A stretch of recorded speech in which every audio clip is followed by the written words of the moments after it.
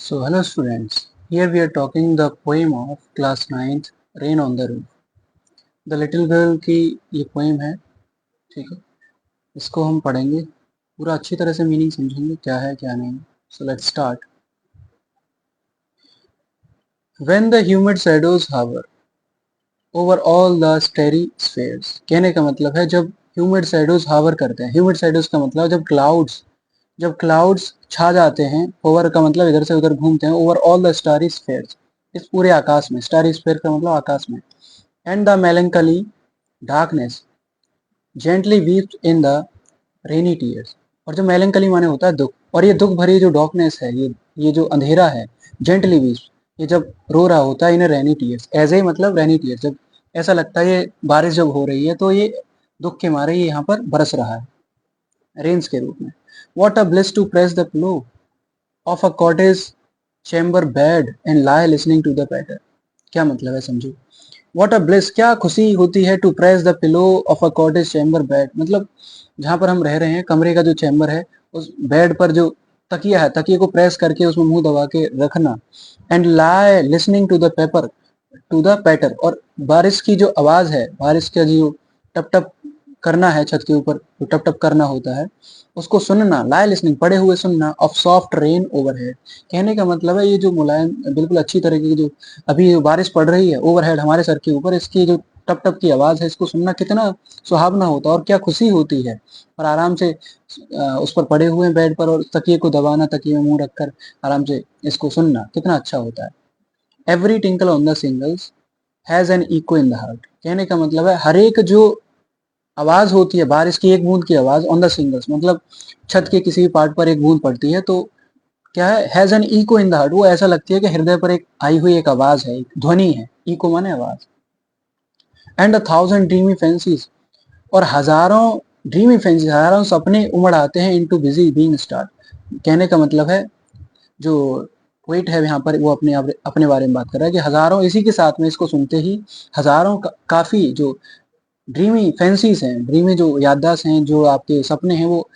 Start हो जाते हैं आना। एंड अ थाउजेंड रिकलेक्शन, और हजारों यादें, थाउजेंड रिकलेक्शन माने हजारों यादें, weave their airy threads into woof, वो वैसे ही उमड़ आती हैं जिस प्रकार से धागों को बनाया जाता है, धागों को एक तरफ से हॉरिजॉन्टली बनाया जाता है, एज ए वूफ मतलब एक फैब्रिक बनाने में, एक कपड़े को बनाने में, कपड़ा जिस प्रकार से बनता है, वूफ को आज मतलब इसको वेफ्ट भी बोलते हैं, ठीक है। वूफ का सिनोनिम क्या है, वेफ्ट, सो ऑब्सोलीट वर्ड है। As I listen to the patter, जैसे ही मैं क्या सुनता हूँ, जैसे ही मैं इस टप टप की आवाज को सुनता हूँ, बारिश की आवाज को, पैटर माने टप टप की आवाज, of the rain upon the roof, छत के ऊपर ये बढ़ने वाली जो बारिश है इसकी टप टप की जैसी आवाज सुनता हूँ, तो लगभग थाउजेंड्स ऑफ जो याददाश्त है मेरी, हजारों जो याददाश्त है वो एक साथ में उमड़ आती हैं, जिस प्रकार से जैसे थ्रेड्स है वो हॉरिजॉन्टली एक फैब्रिक बनाता है, उसी प्रकार से। Okay,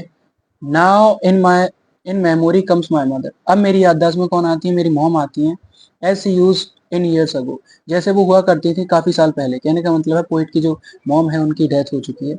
to regard the darling dreamers, मतलब उनके सम्मान में जो प्रिय ड्रीमर्स हैं, जो मेरे, कहने का मतलब है जो मेरे करीबी हैं।